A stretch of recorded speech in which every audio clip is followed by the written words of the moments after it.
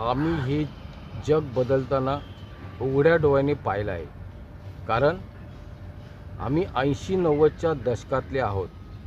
आता हे पहा, सर्वात पहिलं गवतारी घरं होती। सगळं काही अगदी सोपं आणि नीटनेटकं, मोफत मस्त आनंदात घरे होती। माती स्वतःच्या शेतातली, गवत घरावर टाकण्यासाठी देखील स्वतःच्याच परिसरातलं, स्वतःच्याच जागेतलं, घराला लागणारी लाकडे देखील स्वतःच्याच जमिनीतली, स्वतःच्याच परिसरातली। आता हे पहा, हे आहे एका गावातील हे एकमेव घर, अजूनही तशाच पद्धतीत पाहायला मिळत आहे। या पहा, घराला मातीच्या शेण मिश्रित भिंती।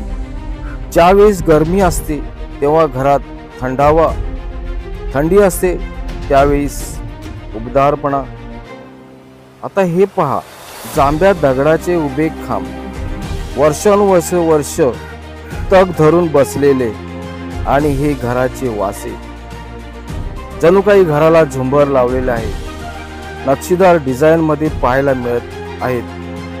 ही लाकडे ही ऐनाची, किंजळाची, सागवान